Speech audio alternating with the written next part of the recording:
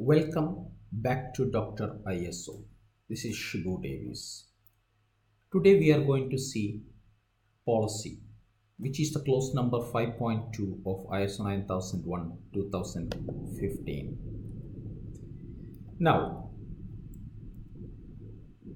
this policy shall be established, implemented, and maintained by the top management. The quality policy is the driving element of an organization. Entire organization is getting directed towards a unified direction by having a quality policy. Quality policy drives the objectives, procedures, work instructions, etc. of the relevant organization. As this is a critical element, this must be developed, implemented, and maintained by the top management of the relevant organization. The common practice followed is to establish a documented policy statement. This can be few sentences or a page or as appropriate. There is no specific requirement on how big the quality policy should be. This can be developed by the top management team by having detailed brainstorming session considering all the stakeholders' interest and the specific requirements stated in the standard. You may see a lot of similarities between the quality policies of various organizations, which is quite natural as many of the direction is quite common in high level for quality in most of the organizations.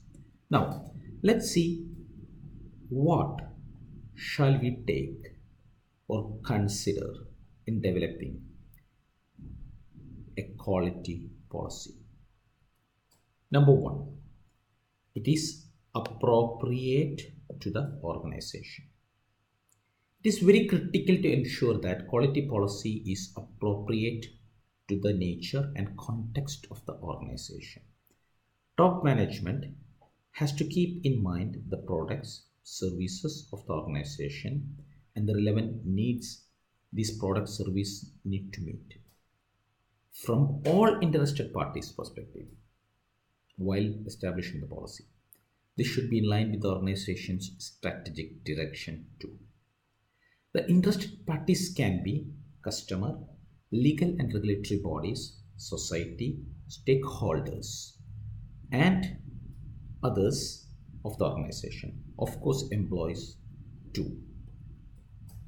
The policy should provide framework for setting of the quality objectives. Every organization should have quality objectives. By achieving these objectives, the organization will continually improve. Example of a quality objective could be to reduce the rejection rate. Of course, this will reduce the rework waste, which will in turn will reduce the cost. Now, the important element is the quality objective should be established such a way that it will provide a framework for setting of quality objectives of the organization. Commitment to meet applicable requirements. This is one of the very critical element as an organization should always ensure it meets the requirement. Policy should have a clear statement that organization is committed to meet applicable requirements. These requirements can be related to product, service, government, etc. The objective is to drive the organization towards compliance, which is one of the most critical elements to run a successful organization. This will optimize the risk and improve the risk management. Then comes commitment to continually improve. Of course, every organization is implementing systems to improve.